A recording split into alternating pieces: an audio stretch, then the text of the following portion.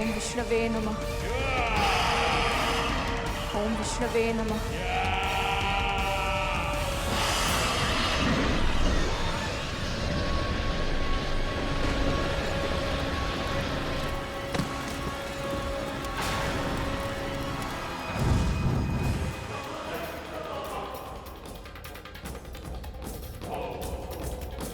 आशा कीजिए कि आपका पुत्र भी हमारी मां की रक्षा और उनका सम्मान ऐसा ही कर रहा हो।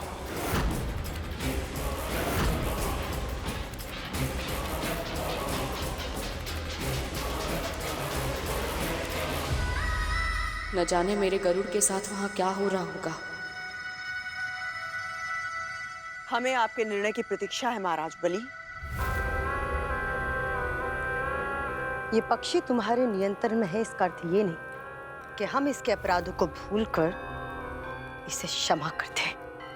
इसने ना केवल असुरों की सेना को चुनौती दी है, बल्कि मेरे पुत्र और स्वर्ग के महाराज बलि की सत्ता को ललकारा है। इसे अवश्य दंड मिलना चाहिए।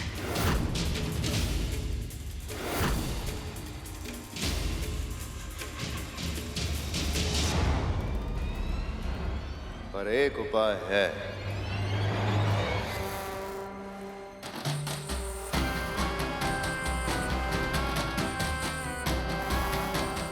यदि गरुड़ अपने घुटनों के बल बैठ के हमसे क्षमा की याचना करे और यह प्रण ले कि दोबारा कभी हमारे मार्ग में नहीं आएगा,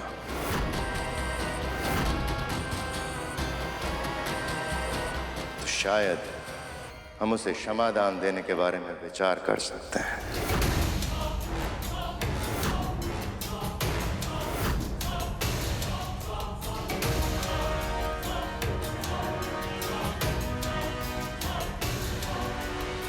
सुना नहीं तूने? घुटने के बल बैठ और क्षमा मांग।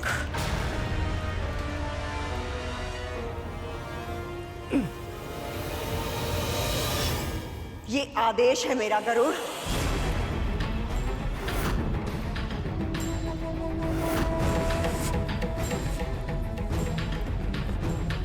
क्या हुआ?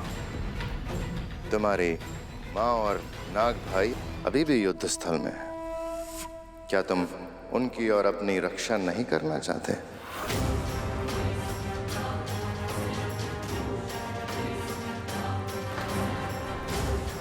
मेरी माँ की सुरक्षा से अधिक महत्वपूर्ण मेरे लिए और कुछ नहीं है। फिर चाहे उसके लिए मुझे अपने प्राण देने पड़े या अपना आत्मसम्मान खोना पड़े। किंतु महाराज, मेरी माँ ने मुझे सिखाया है कि किसी भी त्वरित लाभ के लिए या केवल वाद विवाद को समाप्त करने के लिए क्षमा मांगना उचित नहीं। क्षमा मांगने से पहले अपनी भूल का आभास होना अति आवश्यक है, क्योंकि यदि ऐसा ना हो तो क्षमा मांगने के बाद भी वह व्यक्ति फिर से वही भूल कर देगा और फिर उसकी क्षमा याचना का कोई अर्थ नहीं बचेगा।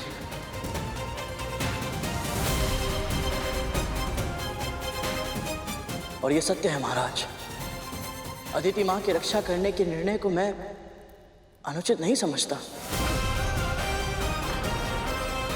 यदि आवश्यकता हो तो मैं फिर से करूंगा, सहर्ष करूंगा।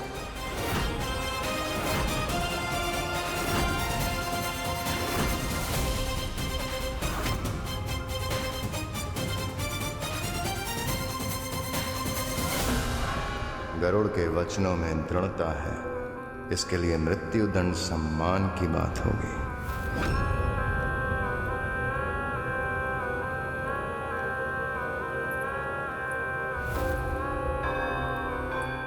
पुत्र, अब किस बात की प्रतीक्षा है? असुरों के महाराज, स्वर्ग के शासक हो तुम। जो शीश तुम्हारे सामने ना झुके उसे धड़ से अलग करना उचित है। जो शीश तुम्हारे सामने ना झुके उसे धड़ से अलग करना उचित है।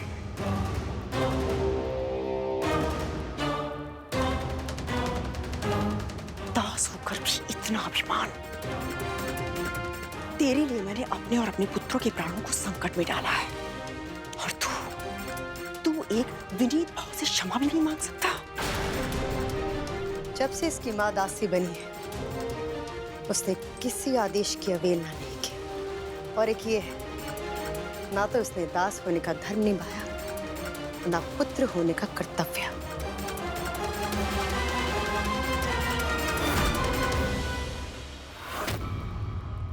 महाराज के आदेश का उल्लंघन करके तूने अपनी मृत्यु का आमंत्रण दिया है। मैं तो कहता हूं इस पक्षी के कर्कश गायन की प्रतीक्षा ही क्यों करनी। मैं अभी यमदूत से इसका साक्षात्कार करवाता हूं।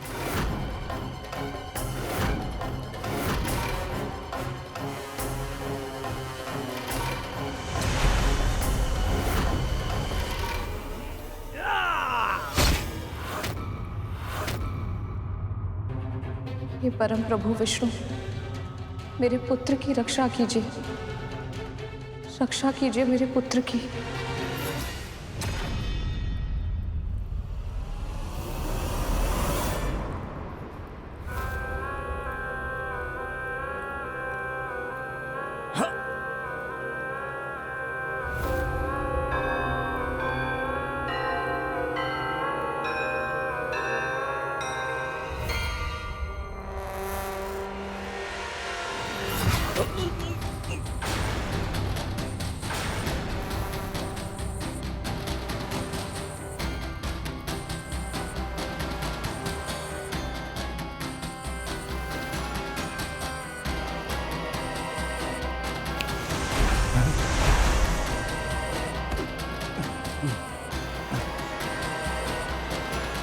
मृत्यु केवल शारीरिक हिंसा से नहीं होती राहु।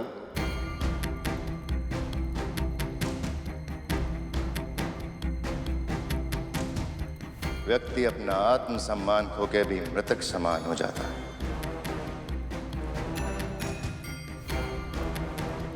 यदि गरुड़ एक बार क्षमा नहीं मांग सकता तो उसे सहस्त्र बार झुकना होगा। पूरी प्रजा के सामने से 1,008 बार करबद्ध प्रणाम करके हमारे महाबलीपुरम की प्रदक्षिणा करनी होगी।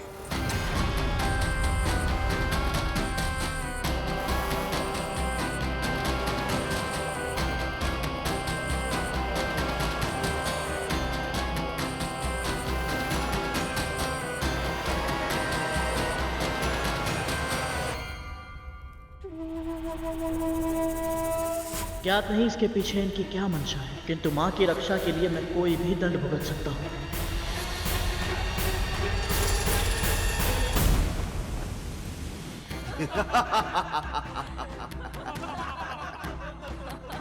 सुना है ये बहुत ही शक्तिशाली पक्षी है। वज्रांग की पूरी सेना को अकेले ही हरा दिया था इसने। तुमने सही कहा मित्र, पर हमारे महाराज बलि के सामने बड़े से बड़े योद्धा नतमस्तक हो जाते हैं। तभी तो आज ये पक्षी भूमि पर लौटकर अपने अपराध की क्षमा मांगेगा। सही कहा मित्र।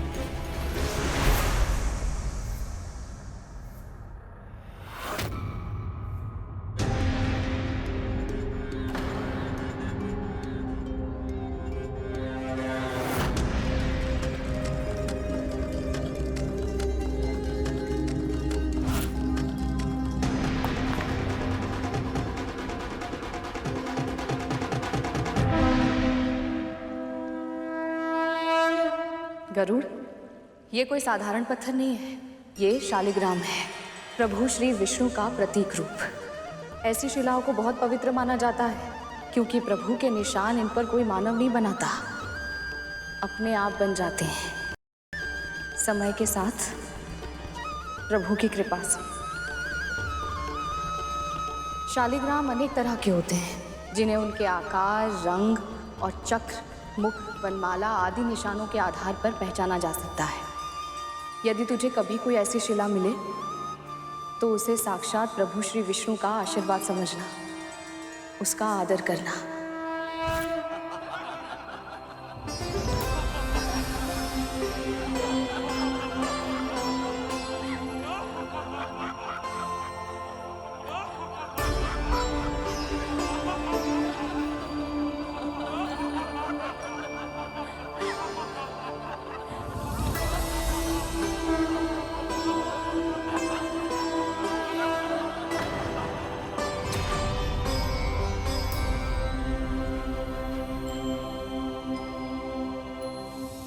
ओम विष्णवे नमः।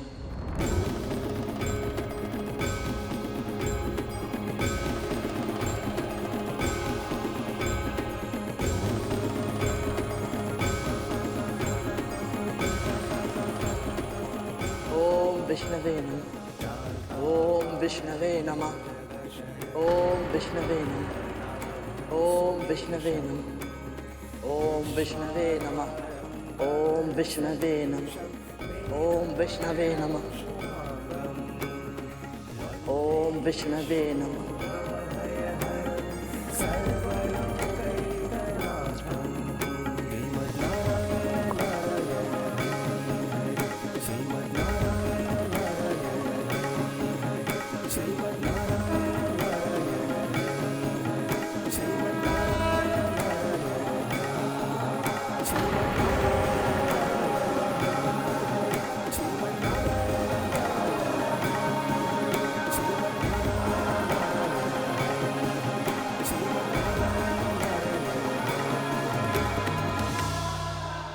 ओम विष्णवे नमः। ये पक्षी क्या कर रहा है? इसे नगर की परिक्रमा करने के लिए कहा था और ये तो सिर्फ पत्थर के चारों ओर चक्कर काट रहा है। इसको ना केवल महाबलीपुरम की, देखिए ये संपूर्ण सृष्टि की परिक्रमा कर रहा है। ओम विष्णवे नमः। ध्यान से देखिए। ओम विष्णवे नमः। ओम विष्णवे नमः। शालिग्राम।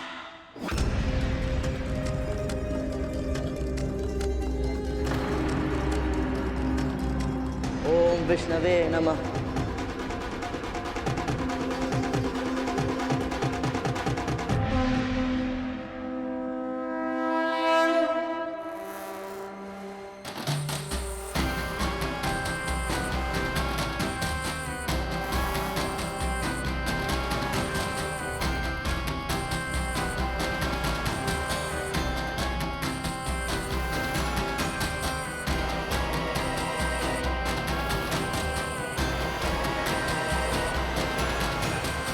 हम असुर सदा से महादेव शिवशंकर के भक्त रहे, किंतु आज तुमने शालिग्राम की परिक्रमा करके भगवान विष्णु को भी यहाँ स्थापित कर दिया है।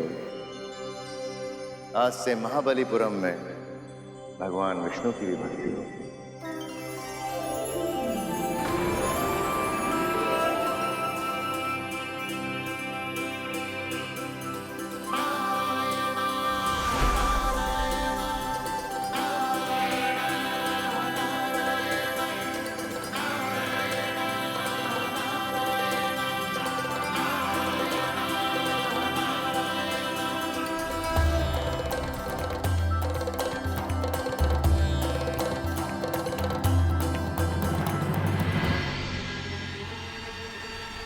उल्हा जीवित बच गया है ये गरुड़, क्या करूं जिससे ये असुरों के लिए भविष्य में खतरा ना बने।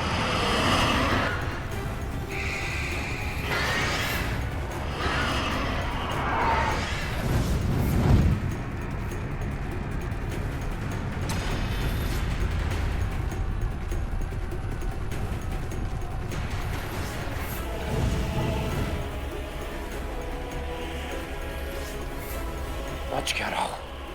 किंतु भैया अचानक से ये सब लुप्त कैसे हो गए?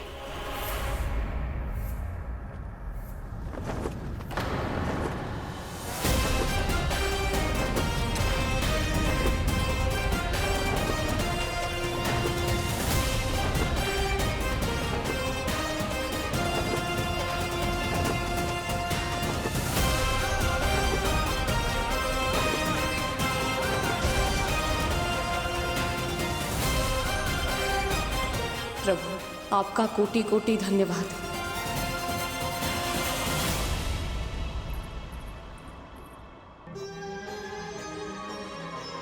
माँ, माँ,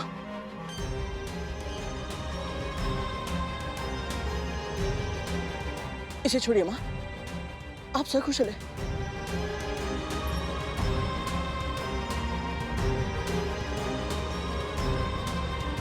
ठीक हूं ना?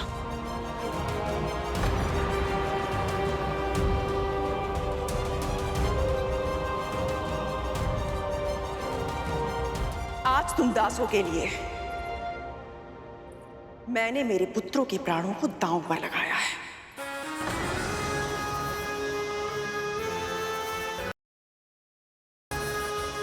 हमें आभास है महारानी, इसके लिए हम दोनों सदैव आपके ऋणी रहेंगे। कुछ सीख अपनी मां से। ये होता है अच्छे दास का व्यवहार।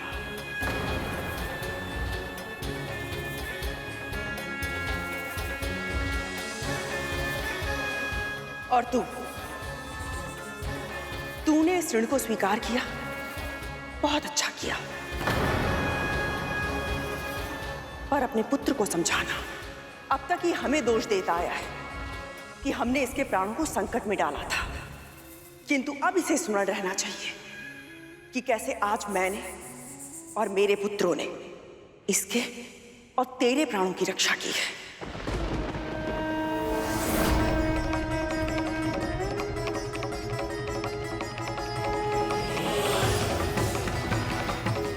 महारानी, मैं सच्चे हृदय से आप सबका आभारी हूं।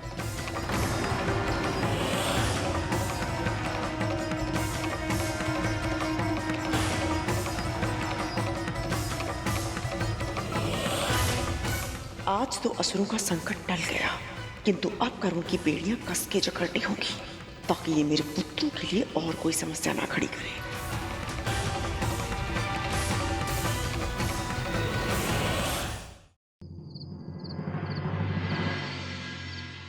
माया भी बहुत ढीठ है।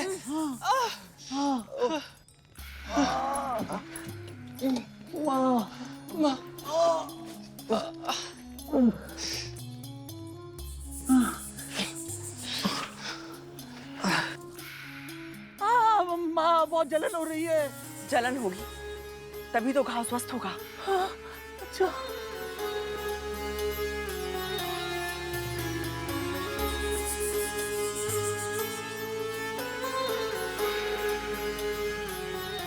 माँ, सत्य कहो, जब आप अचानक से गरुड़ के साथ चली गई तो मैं भी सोच विचार में पड़ गया। महाराज बलि से अकेले मिलने जाने का निर्णय आपको संकट में डाल सकता था। माँ, आपने ऐसा क्यों किया?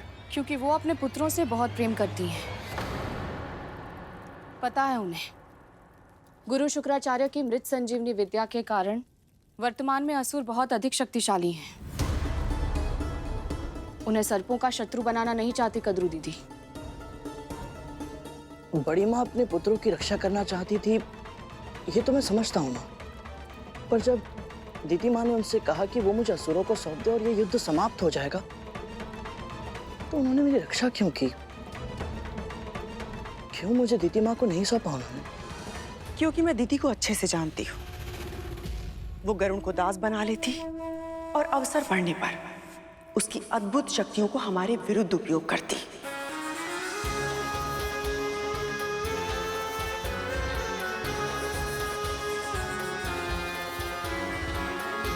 गरुड़ उसके लिए एक अचूक शस्त्र बन जाता और हमारे लिए एक भीषण संकट। गरुड़ को उसे सौंपने से मना करके मैंने न केवल दीदी और उसके पुत्रों को शक्तिशाली होने से रोका है, बल्कि गरुड़ ने उसकी मां पर एक ऐसा उपकार किया है जिसे वो चाहे भी तो जीवन भर नहीं चुका सकते। यदि कद्रू दीदी ने ये सब उपकार मानकर किया है तो उपकार ही सही। मेरे लिए इतना ही पर्याप्त है कि तू सुरक्षित है। उनकी मंशा चाहे जो भी रही हो गरुड़, जब तक तू मेरे साथ है ना, मुझे कोई अंतर नहीं पड़ता।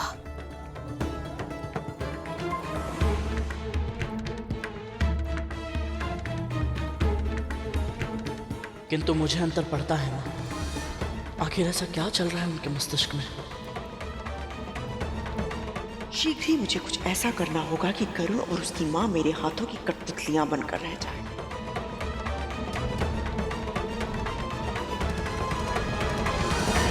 मुझे तुम सब पर अभिमान है। आज जिस तरह तुम लोगों ने असुरों का डटकर सामना किया है, मेरा विश्वास और भी दृढ़ हो गया है। एक दिन तुम लोग पृथ्वी पर नहीं अपितु पूरे त्रिलोक पर शासन करोगे।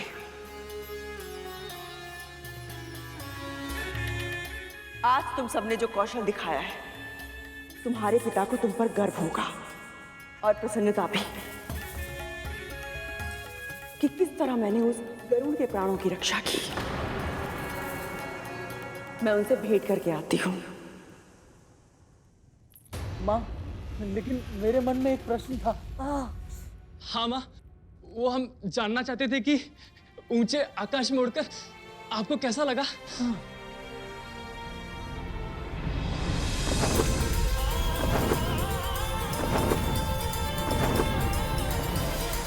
हाँ माँ, बताइए ना, आपको कैसा लगा पक्षियों की तरह उड़कर?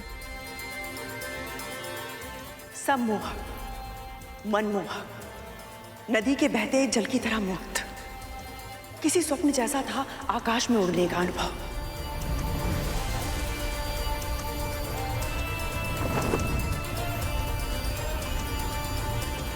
धरती से देखो तो आकाश के बादल कितने सुंदर दिखाई देते हैं, पर जब ऊपर आसमान में उन बादलों के बीच उनके साथ साथ होने का आभास हो तो वो अनुभूति अद्भुत है, अकल्पनीय है।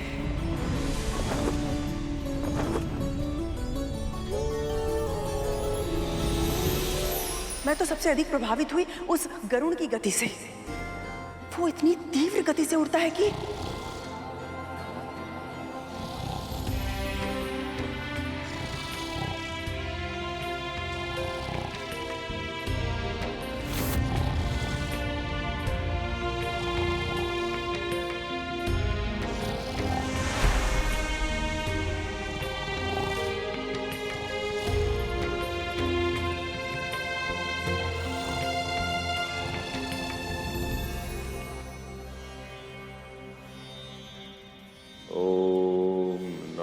भगवते वासुदेवाय। ओम नमः भगवते वासुदेवाय। ओम नमः भगवते वासुदेवाय। ओम श्री भगवते वासुदेवाय।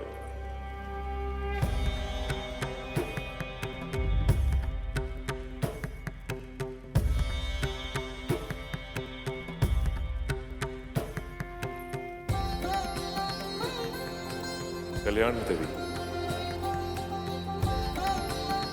इस समय यहाँ कैसे आना हुआ? मैं आपको सूचित करना चाहती थी स्वामी कि असुरों ने हमारे महल पर आक्रमण कर दिया था, किंतु हमारे पुत्रों ने बहुत ही वीरता के साथ युद्ध किया और विंता की रक्षा की। इसी बीच मैं गरुड़ को लेकर महाराज बलि के पास गई और उनसे युद्ध समाप्त करके शांति की स्थापना करने में सफलता प्राप्त की। असुर तो गरुड़ को प्राणदंड देना चाहते थे, किंतु मैंने उन्हें समझाया और गरुड़ की रक्षा की। आपने नहीं, गरुड़ की रक्षा उसकी मां की प्रार्थनाओं और स्वयं भगवान श्री विष्णु ने की।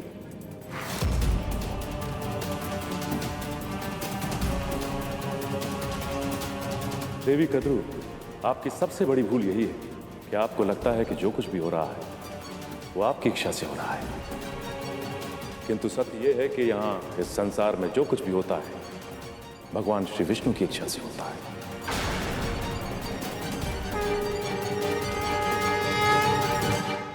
कम से कम आज तो मेरे प्रयासों की प्रशंसा करते थे स्वामी। आप अपने पुत्रों को सर्वश्रेष्ठ बनाना चाहती हैं, किंतु ये लक्ष्य गरुड़ का अत्याचार या उसे बंदी बनाने की आवश्यकता नहीं है। उसका जन्म महान उद्देश्यों के लिए हुआ है और उसमें से सबसे बड़ा उद्देश्य है उसकी मां को दास्तां से मुक्त कराना।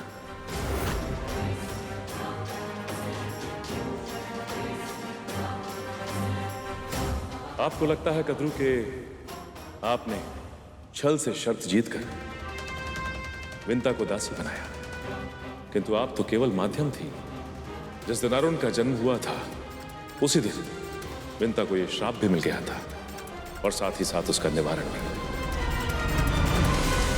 यदि आपके एक पुत्र ने आपको भीषण श्राप दिया है तो वही आपका ये दूसरा पुत्र आपको श्राप के बंधन से मुक्त करवाएगा।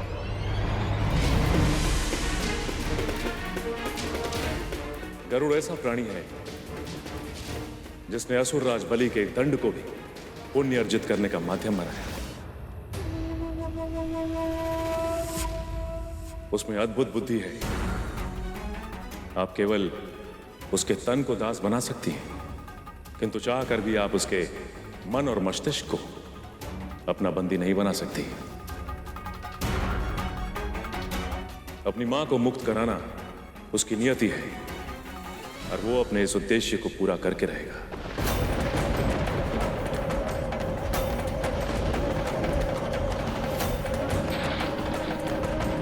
आप केवल एक कार्य कर सकती हैं कि उसके उद्देश्य को और कठिन ना बनाएं। मैं यहाँ आई थी कि स्वामी के समक्ष अपने पुत्रों के पराक्रम की प्रशंसा कर सकूं, किंतु वे खुद गरुड़ का पक्ष लेकर बात कर रहे हैं। नमो भगवते वासुदेवाय।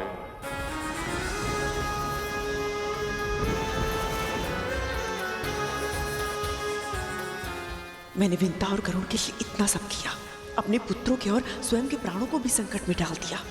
असुरों से उसकी रक्षा करने के लिए उन दोनों को तो मेरा जीवन भर के लिए ऋणी होना चाहिए। मुक्त होने के बारे में सोच भी कैसे सकते हैं वो? महाराज, गरुड़, तुम इस समय यहाँ क्या कर रहे हो? क्षमा कीजिए महारानी, मेरा उद्देश्य आपको भयभीत करना नहीं था, बस कुछ कहना है आपसे। जो भी कहना है कल कहना, आज बहुत रात हो चुकी है, तुम जाओ यहाँ से। महारानी, एक विनती करनी है, बस 2 पल के लिए सुन लीजिए। ऐसी कौन सी विनती करनी है जो एक रात भी प्रतीक्षा नहीं कर सकते तुम? कहा ना, मुझे विश्राम की आवश्यकता है, कल बात करेंगे। महारानी, यदि इस विचार को और अधिक समय तक मेरे मन में रखा तो मेरे हृदय का भार मेरे प्राण ले लेगा। मैंने अपने जन्म से लेकर आज तक आपको अपनी मां के साथ अत्याचार करते देखा, अपने वचनों से, अपने कर्मों से उन्हें दुखी करते देखा है। पर आज जब आपने दीदी मां को मुझे सौंपने से मना कर दिया, तब मुझे आभास हुआ महारानी कि आपके व्यक्तित्व के और आयाम भी है जो इस बाहरी आवरण के पीछे छिपे हैं। आज तक मैंने एक अत्याचारी महारानी को देखा था, पर आज एक बड़ी बहन को देखा जिन्होंने अपने पुत्रों को आदेश दिया कि वो उनकी छोटी बहन की रक्षा करे। आज पहली बार मैंने अपनी विमाता को देखा जो मेरे प्राणों की रक्षा करने के लिए स्वयं शत्रुओं के सामने दीवार बनकर खड़ी हो गई। आज पहली बार मैंने एक मां को देखा जो अपने पुत्रों से इतना स्नेह करती है कि उनके भविष्य की सुरक्षा के लिए उन्होंने अपना जीवन दांव पर लगा दिया। इसे प्रशंसा कहते हैं करो। तुम्हें तो विनती करनी थी ना। विनती करनी है, पर आपके भीतर छिपी अपनी बड़ी मां से विनती करनी है मुझे। मेरी मां को उनका जीवन लौटा दीजिए, उन्हें अपनी दास्ता से मुक्त कर दीजिए बड़ी मां।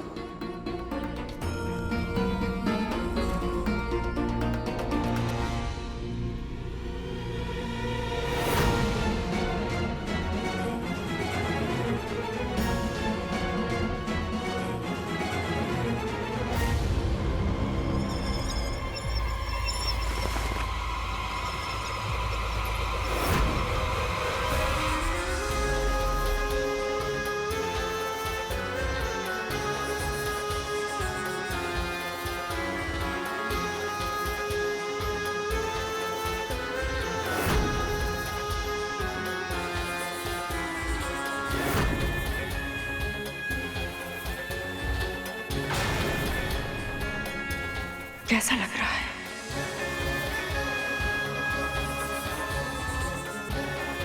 अच्छा नहीं लग रहा है ना? किंतु जिसका जो स्थान होता है उसे वही शोभा देता है।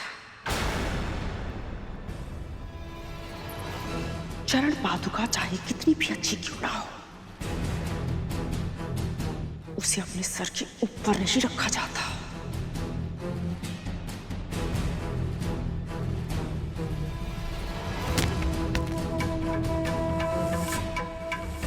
आज तो तूने ये दुस्साहस कर लिया, किंतु फिर कभी तेरी जीवा में तो क्या, तेरे मस्तिष्क में भी ये विचार नहीं आना चाहिए, कभी नहीं।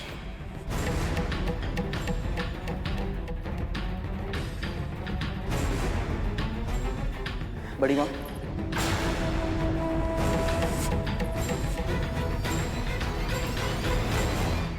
बड़ी माँ नहीं, महारानी।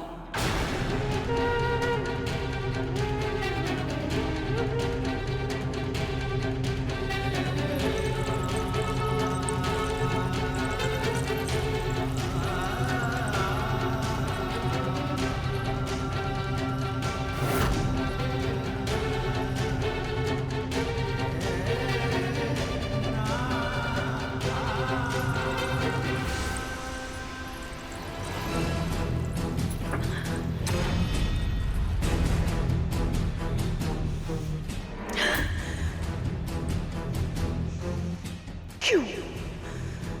हर बार मैं ही क्यों? क्यों मेरी हाथों की रेखाओं में इतना संघर्ष है? कुछ भी अगर अच्छा करना चाहो तो भी मेरे साथ ही बुरा होता है। क्यों? बस अब भले ही मुझे भाग्य को चुनौती देनी पड़े, अवश्य दूंगी मैं, किंतु इस बार उस विंता को जीतने नहीं दूंगी मैं, किसी भी मूल्य पर। यदि गरुड़ ने उसे दास्ता से मुक्त करा दिया तो वो स्वयं भी मुक्त हो जाएगा, और फिर इतने वर्षों तक जो मैंने उनके साथ किया है उसका प्रतिशोध वो मुझसे और मेरे पुत्रों से लेगा। नहीं, बिल्कुल नहीं, किसी भी मूल्य पर ऐसा नहीं होने दूंगी मैं, किसी भी मूल्य पर।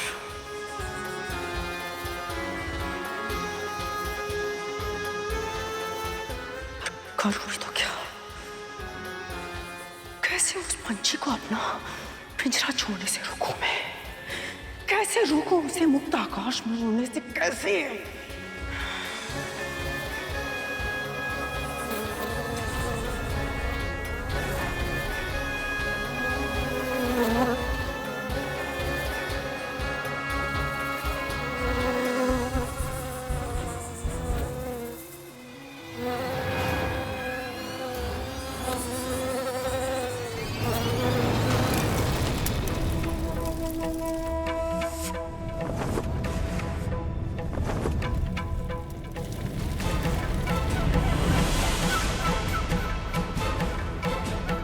यदि गरुड़ सूर्य लोक के पास गया तो इसी कीड़ी की भांति उसकी मृत्यु भी निश्चित है।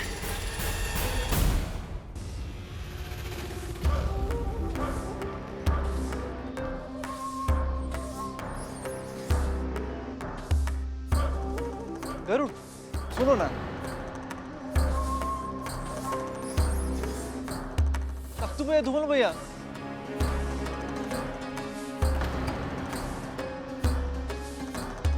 गरुड़, हमारे दास, हमें फिर से भ्रमण पर जाना है। जो आज्ञा स्वामी।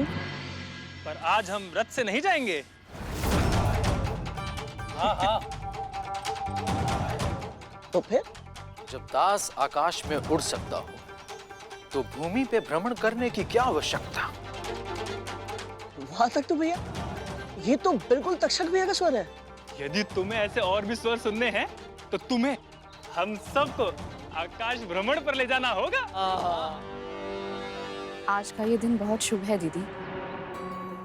देखिए, गरुड़ और उसके नाग भाई एक दूसरे के साथ कितने प्रेम से बातें कर रहे हैं।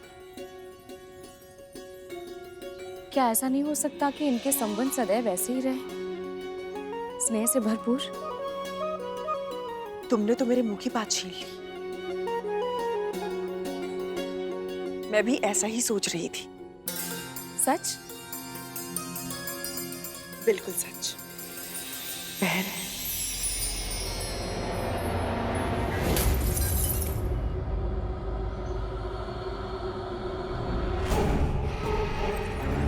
मैं तो ये भी सोच रही थी कि कुछ दिनों से युद्ध की काली छाया हम सब पर मंडरा रही है, और अब तो हमारा महल भी उसकी चपेट में आ गया है।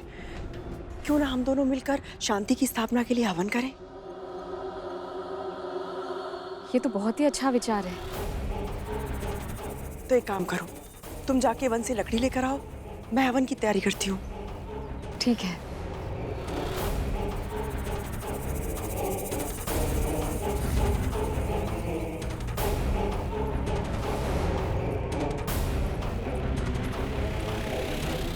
गरुड़, तुम कहाँ जा रहे हो?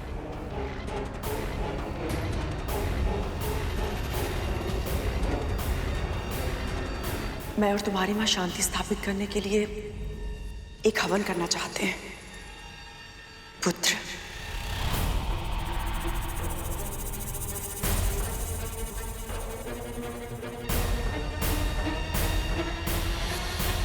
और उसके लिए तुम्हें एक विशेष सामग्री लानी होगी। आदेश दीजिए महाराज।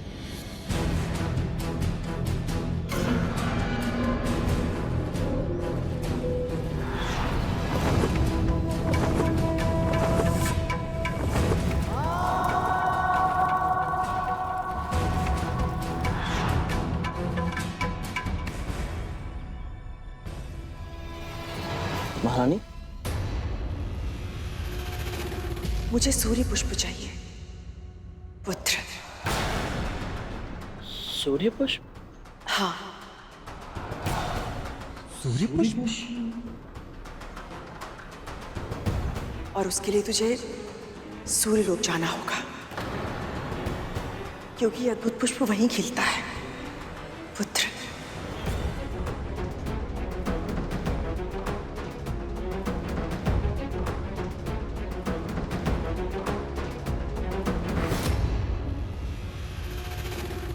किस सोच में पड़ गए तुम? अपनी माँ की दास्तां के अतीत को जानने के लिए तुम वैकुंठ तक चले गए थे, किंतु अपनी माता की एक छोटी सी इच्छा पूरी करने के लिए सूर्यलोक तक नहीं जा सकते, पुत्र।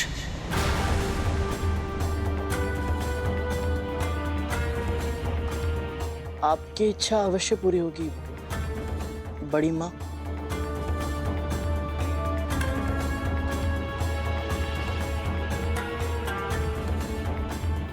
आपने जो कार्य दिया था उसे क्षण भर में समाप्त करके शीघ्र ही जाता हूँ। फंस गया पंछी पिंजरे में। अब गरुड़ नाम की समस्या का हमेशा हमेशा के लिए समाधान हो जाएगा।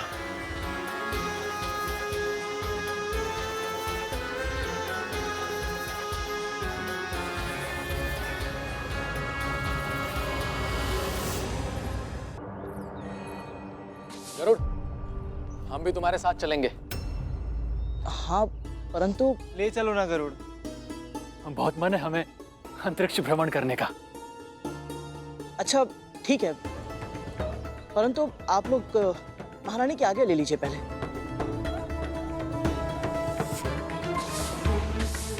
पर माँ की आज्ञा क्यों? उसकी तो कोई आवश्यकता ही नहीं है गरुड़। हाँ। नहीं धूमल भैया, एक बार मैं अपनी माँ की आज्ञा के बिना घर से दूर जा चुका हूँ, और मैं नहीं चाहता कि आप सब भी वही भूल करें। इसलिए आप लोग जाइए और बड़ी माँ के आगे ले लीजिए। यदि उन्होंने आज्ञा दी तो मैं अवश्य आप सबको ले चलूंगा। मैं हाथ धोकर आता हूँ।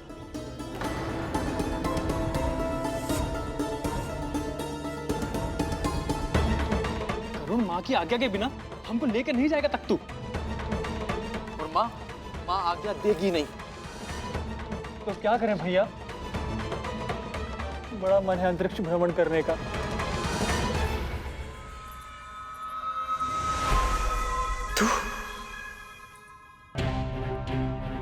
कितना और गिरोगी गदरू? तुम्हारे स्वामी, जिनका हृदय इतना शुद्ध है कि देवता भी उनसे परामर्श लेते हैं, उन्होंने भी तुम्हें समझाया कि गरुड़ उसकी मां को मुक्त कर दो, किंतु तुम उनके सुझाव के बिल्कुल विपरीत कार्य कर रही हो। गरुड़ को गंभीर रूप से घायल करने का षड्यंत्र रच रही हो तुम, ताकि वो अपनी मां की रक्षा ना कर पाए। तुम भूल रही हो गदरू, जो अन्य व्यक्तियों के लिए विपदा उत्पन्न करता है, उन्हें स्वयं भी उसी विपदा का सामना करना पड़ता है। आज तुम विंता के पुत्र को संकट में डालना चाहती हो, पर कहीं ऐसा ना हो कि तुम्हारे पुत्री तुम्हारे बनाए हुए जाल में फंस जाए।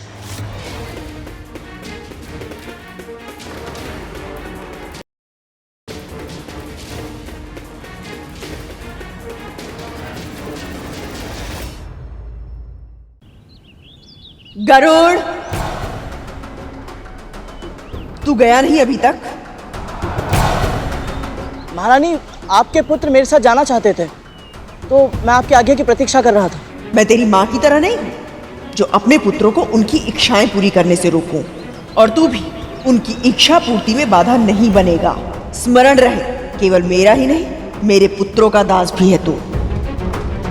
वो जो चाहते हैं वैसा ही कर। जो आज्ञा महारानी।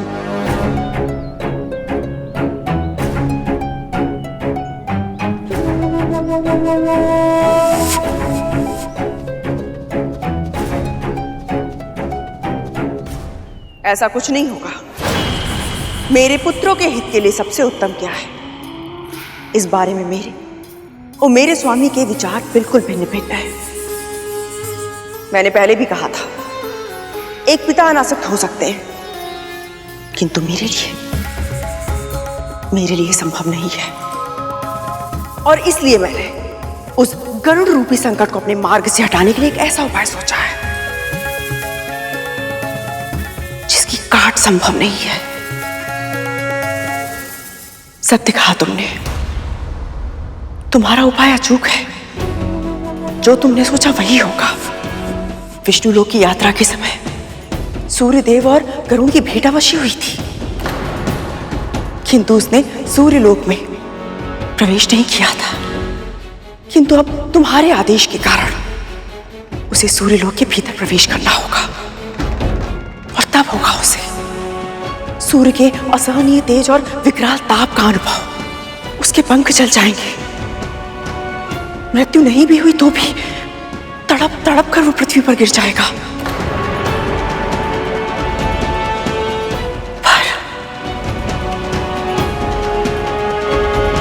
पर क्या सूर्य के भीषण ताप से तड़पने वाला केवल गरुड़ नहीं होगा, उसके साथ साथ तुम्हारे पुत्र भी उस अकल्पनीय जलन को अपनी त्वचा पर सहने के लिए विवश हो जाएंगे। क्या कह रही है तू?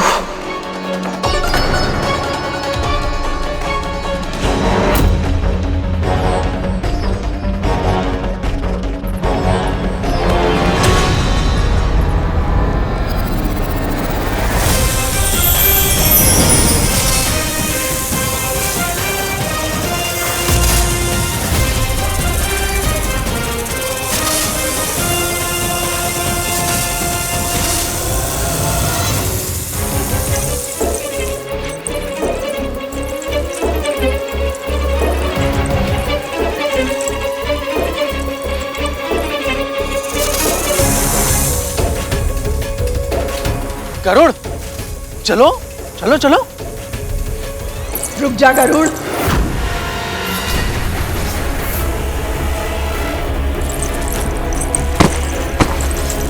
कहीं माँ ने देख लिया तो वो रोक लेंगी और सब किया कराया व्यर्थ हो जाएगा। गरुड़, समय क्यों नष्ट कर रहे हो? अब उड़ो भी।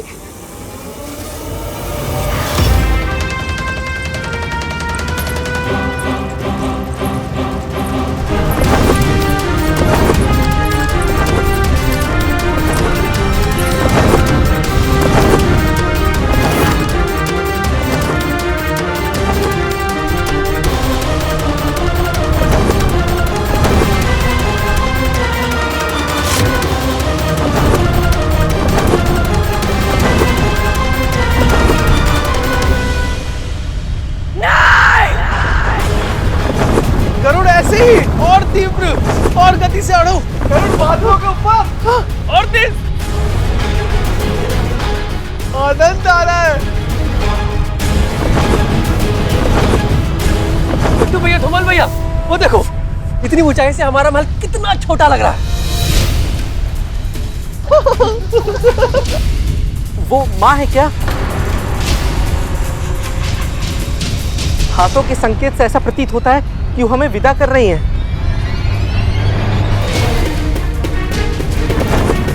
कहीं इसे पता न चल जाए कि माँ हमें रोकने का प्रयास कर रही है।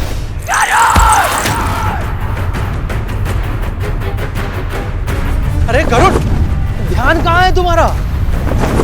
अरे और ऊपर उड़ो ना। हाँ, तुम नीचे कहाँ देख रहे हो? कहीं बादलों से टकरा गए तो? उड़ो।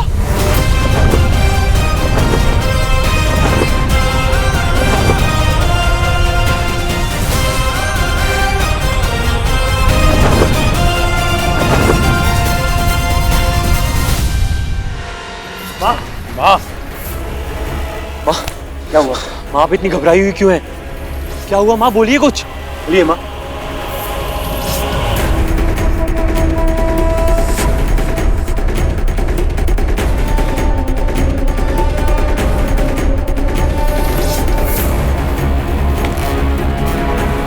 ये तो गरुड़ है।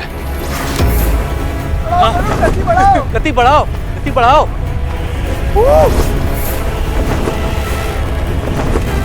और इसके साथ हमारे भाई, ये उन्हें कहाँ लेकर जा रहा है?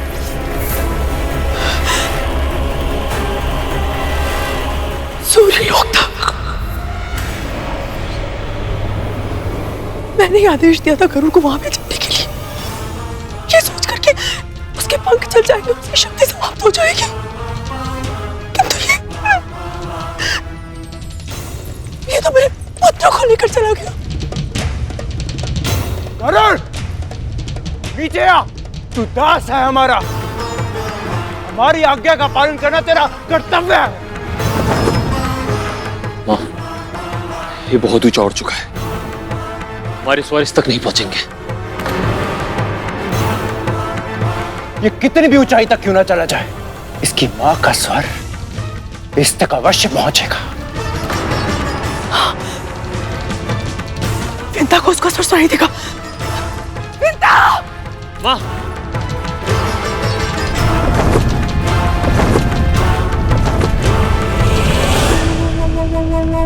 कल्पना भी नहीं की थी आकाश में इतना आनंद आएगा।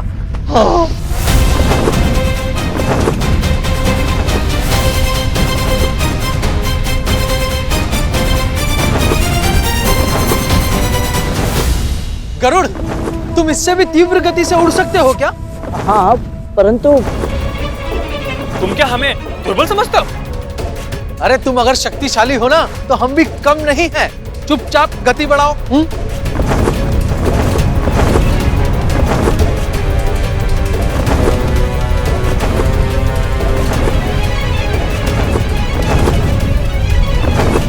हम अंतरिक्ष में आ गए।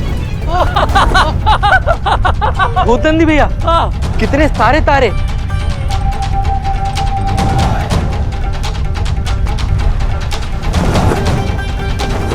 अरे नीचे देखो, हमारी पृथ्वी। अरे हाँ, पृथ्वी पे रहते हुए तो हमें ऐसे लगता था जैसे हम ही सबसे महान हैं, हम ही सबसे बड़े हैं, लेकिन यहाँ आके पता चला कि हमारी पृथ्वी एक छोटे से तिनके के बराबर है। तो फिर हम कितने छोटे हुए?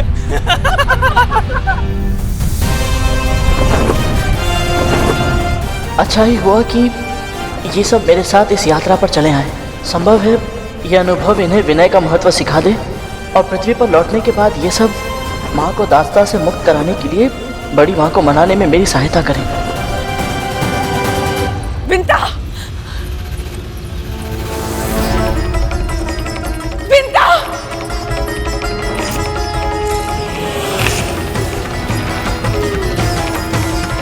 विंता!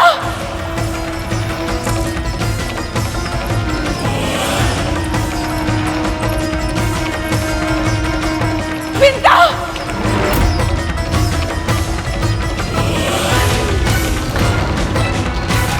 ये कद्रू दीदी का स्वर था क्या?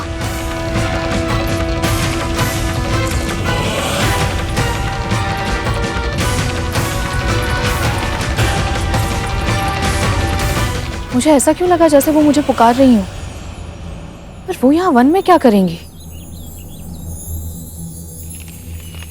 विंता! विंता! विंता! विंता! दीदी, मेरे पुत्र को बचा ले, उनकी रक्षा कर विंता, उनकी रक्षा कर। पर हुआ क्या है? आप ऐसे क्यों कह रही हैं? वापस बुला ले उसे। सोच क्या रही है? वापस आने का आदेश दे उसे। आप इतनी घबराई हुई क्यों हैं और किसे वापस लौटने का आदेश दूं मैं? गरुड़ को। मैंने उसे सूर्य पुष्प लाने भेजा था, किंतु मेरे पुत्र भी उसके पीछे चले गए। मैंने बहुत पुकारा उसे, धरती पर वापस आने के लिए भी कहा, किंतु उसने मेरी नहीं सुनी। वो बहुत दूर जा चुका, मेरी धुरी उस तक नहीं पहुंच रही है। तू बुलाना उसे। यदि मेरे पुत्र को कुछ हो गया तो मैं जीवित नहीं रह पाऊंगी पिता। तू ही है जो उसकी रक्षा कर सकती है।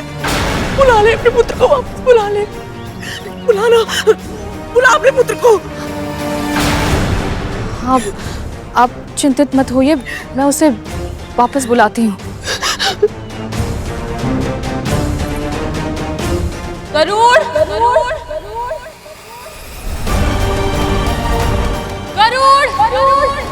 माँ क्यों पुकार रही है और वो इतनी चिंतित क्यों लग रही है? गरुड़, गति कम करने की सोचना भी मत। हमारी माँ ने तुम्हें जो कार्य दिया है ना, उसे पूरा किए बिना तुम वापस नहीं लौट सकते हो। हाँ। भूलो मत गरुड़, तुम सिर्फ अपनी माँ के पुत्र ही नहीं, हमारे दास भी हो। इसलिए तुम तब तक वापस नहीं जा सकते जब तक हम आदेश ना दें। स्मरण रखना गरुड़, यदि तुमने हमारी आज्ञा का पालन नहीं किया तो परिणाम तुम्हारी माँ को भोगना पड़ेगा। दास बने केवल 2 ही दिन हुए हैं और अभी से कितना विवश हो गया हूँ मैं कि चाह कर भी अपनी माँ के पास लौट नहीं सकता। तो फिर माँ के लिए कितना कठिन, कितना दुखद होता होगा अपनी इच्छाओं का गला घोटकर इन सब के आदेश का पालन करते रहना, बिना रुके लगातार। उन्हें ऐसे जीवन नष्ट करते नहीं देख सकता मैं।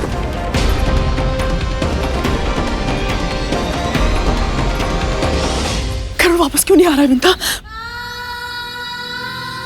पता नहीं दीदी, मेरी पुकार सुनकर वो वापस लौट कर ना आए, ये संभव नहीं है। हो सकता है कि मेरी पुकार उस तक पहुंच ही ना रही हो। ये भी तो हो सकता है कि वो आपकी बात सुन के अनसुनी कर रहा हो, और ये भी तो हो सकता है कि वो इस अवसर का उपयोग अपना प्रतिशोध लेने के लिए कर रहा हो।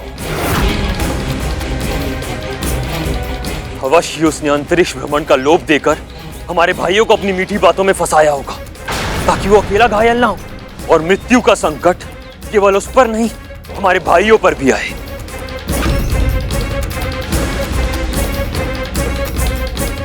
मेरा पुत्र तुम सब जैसा नहीं है। नैतिक मूल्यों का सम्मान करता है, मेरे दिए संस्कारों को मानता है। वो किसी को अपनी मीठी बातों में नहीं फंसाता, केवल सत्य और धर्म के मार्ग पर चलता है मेरा पुत्र। सब समझ में आ गया मुझे। आपने आज पवन की चर्चा इसलिए की क्योंकि आप चाहती थी कि मैं अपने पुत्र को छोड़कर यहाँ वन में आऊं और उसे सूर्यलोक जाने से रोक ना पाऊं। भली भांति जानती थी ना, सूर्यलोक में प्रवेश करना और वहां से सूर्य पुष्प लेकर वापस लौटना असंभव था, फिर भी आपने उसे यह आदेश दिया ताकि इसका पालन करने के कारण सूर्यदेव क्रोध में आ जाए और ऐसी भीषण अग्नि वर्षा करें कि मेरे पुत्र के पंख जल जाए और उसके प्राण।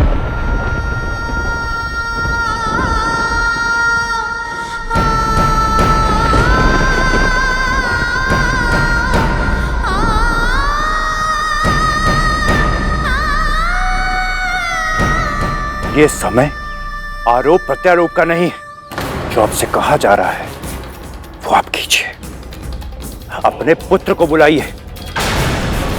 यदि मेरे भाइयों का तनिक भी अहित हुआ तो मैं बस।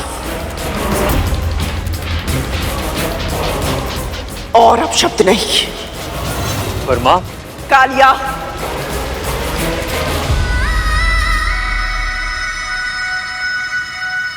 आज मैं विंता से एक महारानी की तरह नहीं, एक मां की तरह बात करना चाहती हूं।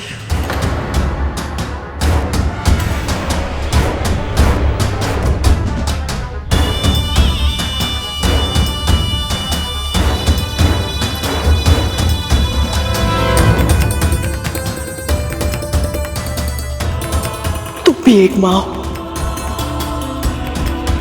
यदि अपनी संतान को कोई कष्ट होता है तो माँ को बहुत असहनीय पीड़ा होती है। ये तुमसे अधिक और कौन जान सकता है।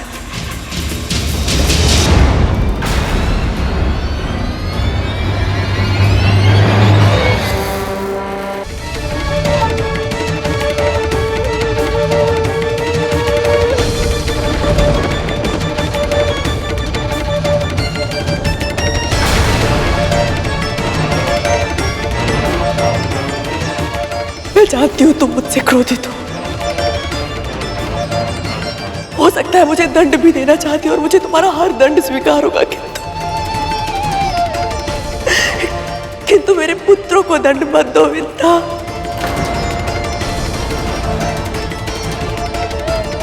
अपने पुत्र को वापस बुला लो।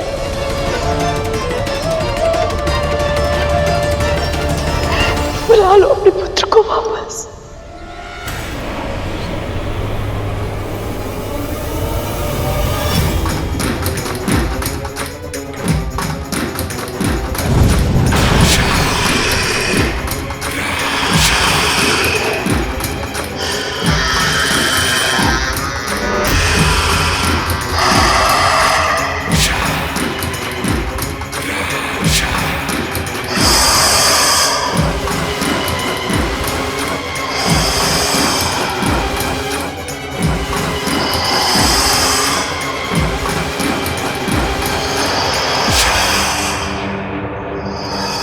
जब तक आप मेरे भाइयों की सहायता नहीं करती, आप यहां से नहीं जा सकते।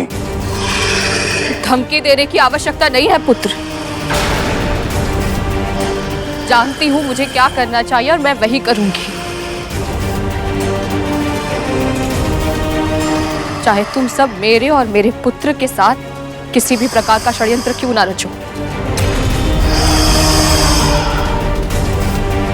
मंदिर जाना है मुझे।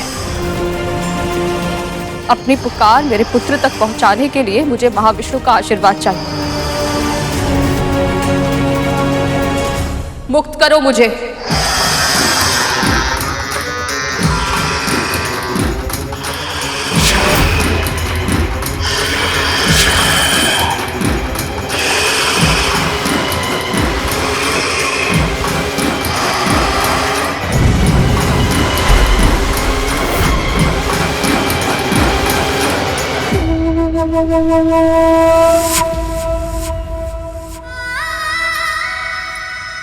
जैसे भी हैं पुत्र समान है मेरे, इसलिए मेरी प्रार्थना स्वीकार कीजिए प्रभु। किसी भी अहित की ज्वाला ना तो नागों तक पहुंचे और ना ही मेरे पुत्र गरुड़ को जलाए। वो सब सकुशल धरती पर लौट आए। सहायता कीजिए प्रभु, सहायता कीजिए।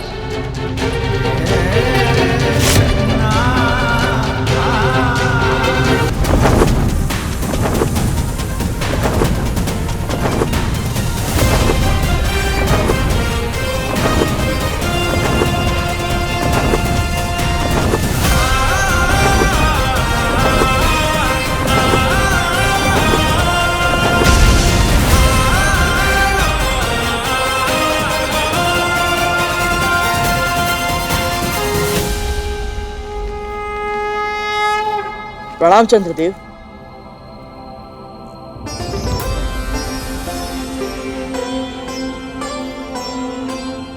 तुम सब यहाँ क्या कर रहे हो? बड़ी माँ का हवन करना है चंद्रदेव, इसलिए मैं सूर्यलोक जा रहा था सूर्य पुष्प लाने। मेरे नाग भाइयों को अंतरिक्ष भ्रमण करना था, इसलिए मैं इन्हें भी साथ ले आया। सूर्यलोक जा रहे हो तुम सब? तुम्हें पता भी है वहां का ताप कितना अधिक है? सूर्यदेव को दूर से प्रणाम करना तो फिर भी आसान था, परंतु सूर्यलोक में प्रवेश करना असंभव है। सूर्यलोक में प्रवेश करने से पहले ही तुम्हारे पंख जल जाएंगे और तुम्हारे इन भाइयों का तन यदि जलकर पूरी तरह से भस्म नहीं भी हुआ तो भी इनके प्राण अवश्य संकट में पड़ जाएंगे।